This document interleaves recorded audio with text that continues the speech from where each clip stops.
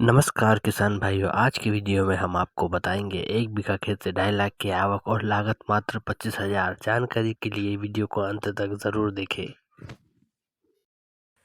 नमस्कार किसान भाइयों, आज हम आए हैं पपीते के बगीचे में। और पपीते के बगीचा है ये बलवंत जी भट्ट भाई साहब का, आमली भाट वाले का। और यहाँ से हम इनसे पूरी जानकारी लेंगे बगीचे पपीते की खेती के बारे में। पपीते की खेती की लागत क्या रहेगी और इससे कितना मुनाफा कमाया जा सकता है। तो बलवंत जी भाई साहब हमको पूरी जानकारी देंगे इस पपीते की खेती के बारे में। हमारे चैनल खेती किसानी व्लॉग में बने रहे आप, और हमारे चैनल खेती किसानी व्लॉग को लाइक शेयर सब्सक्राइब करें। नमस्कार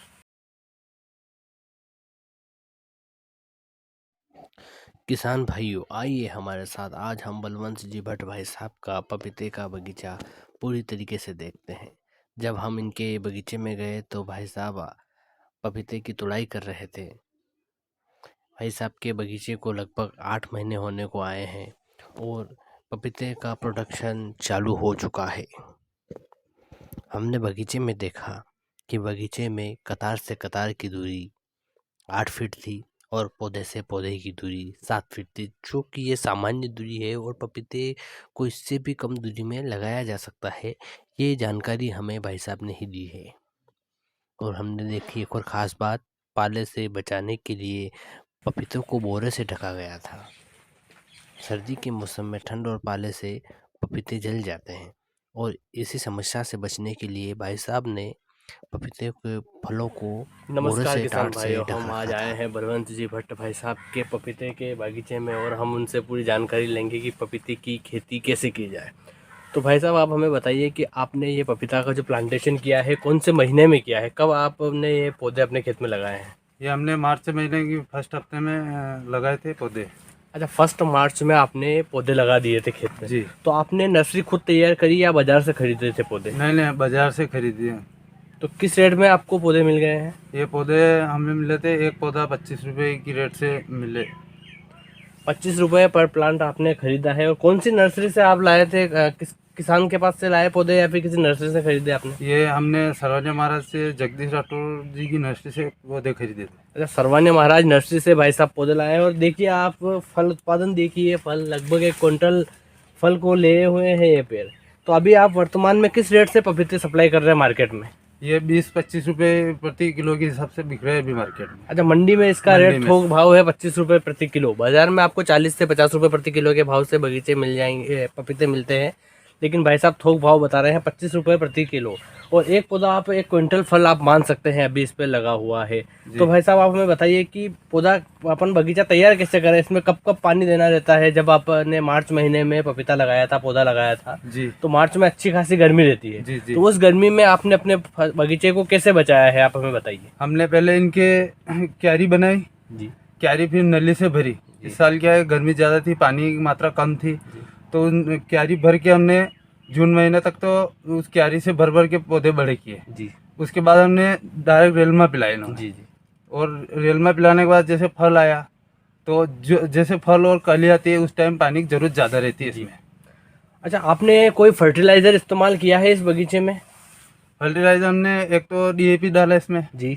और एक ये पोटास और डीएपी। पोटास तो और कब डीएपी। कब देना रहता है और कितना कितना देना रहता है डीएपी और पोटाश? जैसे कि हमने पौधे लगाए थे तब तो ये ऐसे है कि 100 ग्राम पर पौधे के हिसाब से डीएपी डाला था। जी। उसके बाद जैसे फल और कली आए तब हमने पोटाश और डीएपी, और एक वो अपने सोसाइटी से वो क्या बोलते हैं उसको, धन जाइम गोल्ड ऐसा कुछ खाद आता है। अच्छा, वो भी डाला। जी। वो भी डाला। अच्छा, स्प्रे कोई किया आपने इस पे? स्प्रे किया हमने, वो अर्लिगा नाम से एक दवाई आती है। जी। मकड़ी की दवाई, मकड़ी के लिए। मकड़ी का। और ये फंगस की, जैसे काली फंगस आती है, जी, उसका फंगस। स्प्रे किया। अच्छा, फंगस का स्प्रे किया था। और आपने जड़ों से भी फंगस के लिए कोई दवाई दी होगी इसमें? फंगस के लिए दिया ना, वो हमने वो क्या बोल, श्रीराम क्लोरो दिया था आपने क्लोरो दिया फंगस था। के लिए। क्लोरो छोटे मोटे कीड़ों से भी बचा देता है आपके पौधे को। अच्छा, अभी क्या क्या समस्या आती है पपीता उत्पादन करने में? अभी यही समस्या आती है, जैसे सबसे ज्यादा समस्या है वो मकड़ी की है इसमें। जी। वो फंगस पैदा करती है, और ये जैसे इनके पत्ते सिकुड़ जाते हैं, माथा बन जाते हैं, वो बीमारी ज्यादा आती है इसमें।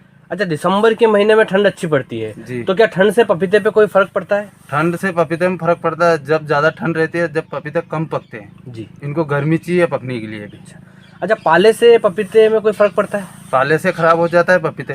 तो बचाने के लिए आपने क्या उपाय किए हैं? बचाने के लिए हमने जैसे ये टाट लगा रखे हैं हमने। अच्छा, आप देख सकते हैं भाई साहब ने टाट लगाया हुआ है यहाँ पर अपने पपीते के फलों को पाले से बचाने के लिए। ये बोरा लगाया हुआ है इन्होंने, और ये बोरा पपीते को पर्याप्त गर्मी भी देता है और पाले से फलों की रक्षा करता है और फलों को जलने से बचा लेता है। तो भाई साहब, क्या उम्मीद है आपको अपने इस 1 बीघा खेत में? कितने पौधे हैं यहाँ पर? यहाँ पे 250 पौधे हैं, 250। और पौधे से पौधे की दूरी कितनी है? 7 बाई 8 पे लगाए हमने पौधे। अच्छा, कतार से कतार की दूरी 8 फीट रखी है और पौधे से पौधे की दूरी भाई साहब ने 7 फीट रखी है। क्या हम और पास ले सकते थे? और पास ले सकते हो। इससे क्या है कि पपीता क्वालिटी अच्छी बनती है, एक साइज बनता है पपीता। और अच्छा, जैसे थोड़ा और पास होना चाहिए। थोड़ा और पास होना चाहिए। अच्छा, 5 या 6 फीट की दूरी में अच्छा रहता है पपीता। पपीता अच्छा बनता है। अच्छा तो बनता है। किस साइज का जो पपीता आप देख रहे हो, ये आप पपीते की साइज है, किस तरह का पपीता बाजार में अच्छे रेट में बिकता है? पपीता यहाँ 1 या 1.5 किलो के समथिंग अच्छा बिकता है पपीता। ज्यादा बड़ा भी मतलब इसके अच्छे मार्केट नहीं मिलते हैं। अच्छा, ज्यादा बड़े के भाव कम मिल पाते हैं। 1 किलो 1.5 किलो तक पपीते को ग्राहक लेना अच्छा पसंद करते हैं। अच्छा, अपने इस 1 बीघे में कितने पौधे बताए थे आपने? 250 पौधे, 250 पौधे। तो क्या उम्मीद लग रही है अपनी, कितनी आवक हो सकती है यहाँ पर अभी? अब ये तो जैसे अब मार्केट के ऊपर डिसीजन होगा कि मार्केट कब तक अच्छा चले। मार्केट अच्छा चलेगा तो। अभी कितना माल आप सेल कर चुके हैं? अभी तो ये हमारा 5-10 क्विंटल अभी चालू हुआ है हमारा बगीचा। 5-10 क्विंटल बेचे हैं हमने करीब 10 क्विंटल लगभग आप बेच चुके हैं। और क्या भाव बेचे आपने? 20 से 25, 30 के भाव भी मिले हैं। मतलब 25,000 रुपए आप कमा चुके हैं अभी तक इस बगीचे से 10 दिनों में। जी जी। और कितनी लागत हुई थी आप ये बताइए हमें? हम यहाँ इसकी लागत हुई थी ना यार के शायद 10,000 रुपये हमने बीज और ये दवाई ववाई डाल दी शुरुआत। अच्छा। और फिर बीच में ये दवाई चल ही रही है। 10,000 समथिंग जब पौधे लिए थे आपने, जी। और 10,000 में आपको लगभग दवाइयाँ भी आ गई थी? आ गई थी। अच्छा, 10,000 का खर्चा और उसके बाद आपकी मेहनत है। मेहनत। और बीच बीच में 1-2 स्प्रे किए होंगे आपने, तो 1000 से 1500 रुपए वो खर्च हो गए होंगे। और 1000 से 1500 का फर्टिलाइजर हो गया होगा। लगभग 15,000 रुपए आप अब तक खर्च कर चुके हैं और 25,000 रुपए आपने इस बगीचे से कमा लिए हैं। अब जो भी आपकी कमाई होगी वो ऊपर की कमाई रहेगी, लाभांश ही रहेगा। आपको लागत मिल चुकी है इस बगीचे की। चलो, ये बहुत अच्छी बात है कि लागत आपने निकाल ली है बगीचे की। और किसान भाइयों को आप क्या सलाह देना चाहते हैं जो कि खेती से घबरा रहे हैं, उनको क्या कहेंगे आप? मैं तो बोल रहा हूँ अगर जैसे पपीता का बगीचा लगाना है तो जैसे हमने किया है मार्च महीने से थोड़ा पहले लगाएं। जनवरी एंड में या फरवरी चालू होते ही लगाएं तो उसके भाव और मार्केट अच्छे मिलेंगे। अच्छा, तो भाई साहब हमें ये बताइए कि कौन से महीने में सबसे अच्छे पैसे आते हैं पपीते की? सबसे अच्छे पैसे तो जैसे कि नवंबर दिसंबर में सबसे अच्छे मार्केट रहते हैं। दिसंबर में अच्छे मार्केट मिला हमें, नवंबर में इससे अच्छे थे। अब जैसे क्या है ठंड के हिसाब से अभी माल भी कम पक रहा है। जैसे थोड़ी बहुत गर्मी आएगी तब तक तो मार्केट चलेंगे तो अच्छी बात है, अच्छी इनकम होगी। अच्छा, ठंड के दिनों में मार्केट अच्छा मिलता है आप? जी।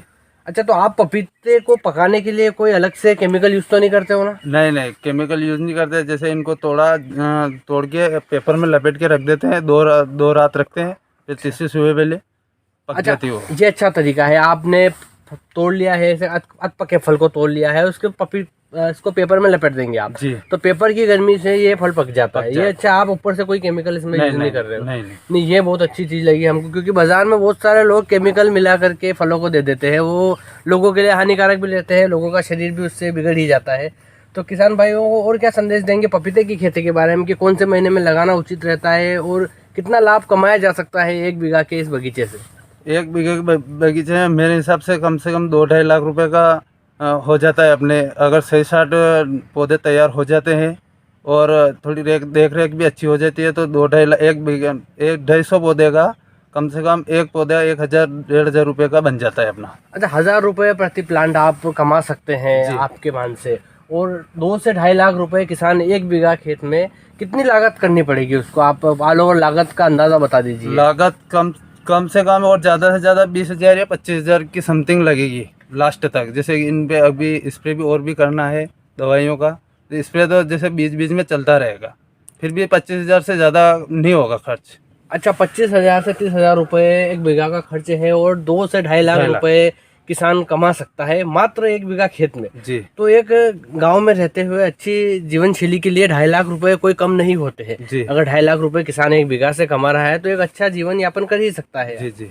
जी भाई साहब, आपका बगीचा देख के, आपका जुनून देख के हमको बहुत अच्छी खुशी हुई। और हमारे चैनल को देखने वाले किसान भाइयों से हम यही संदेश देते हैं कि इस तरीके से इनोवेटिव काम करें, आप बगीचे लगाएं, पारंपरिक खेतियों से थोड़ा हट के नई तरह की खेती करें। और किसान भाई बलवंत जी की उम्र क्या है भाई साहब आपकी? मेरी उम्र है 33 साल। 33 साल के युवा किसान है हमारे ये। और इस युवा किसान के बगीचे को आप देख सकते हैं भाई साहब का बगीचा कितना प्यारा बना हुआ है।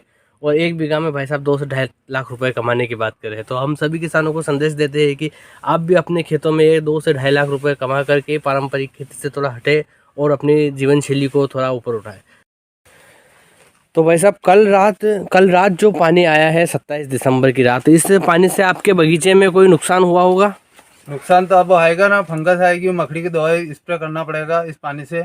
अच्छा, और फसलों में क्या नुकसान हुआ होगा भाई साहब? हमारे पास ये भरत जी भट्ट भाई साहब किसान है, बहुत अनुभवी किसान है, ये हमें बताएंगे कि अभी गत रात्रि जो बारिश हुई है, इस बारिश से किसानों को क्या क्या नुकसान हुआ है। भाई साहब बताइए। इस बारिश से भाई साहब किसान को ये नुकसान होगा कि जैसे कि पाला पड़ा, ठंड पड़ेगी तो फसल में जैसे सरसों में मोला वगैरह पीलापन आएगा, गेहूँ वगैरह, पानी जैसे हानिकारक ही है, नहीं गिरे तो अच्छी बात है।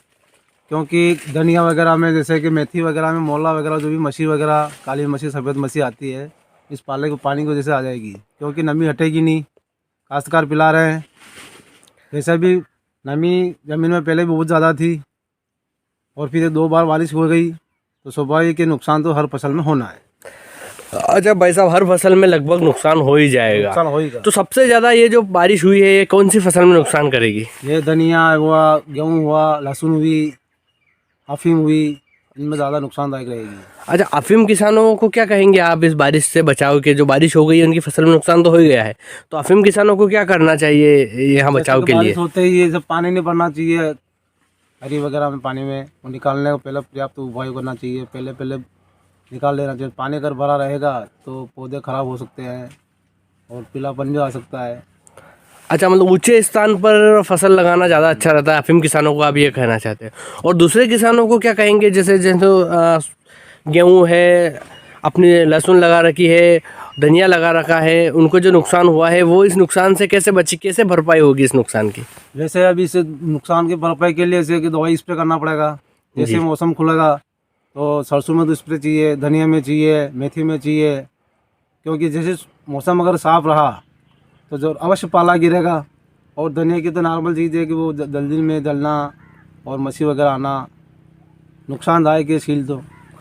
अच्छा, कुछ किसान ऐसा करते हैं कि जैसे ही बारिश होती है, बारिश बंद होने के बाद फिर पिला देते हैं। उनको ऐसा लगता है कि जो बारिश की सीलन है ये हमारी फसल पिलाने से सीलन ख़त्म हो जाएगी, तो उसके बारे में आप क्या कहेंगे? बताते हैं पुराने लोग जैसे ये बारिश की सील ज़्यादा रहती है और अपन पिलाने से क्या ज़मीन का जो वाष्प वापस बनने लगता है।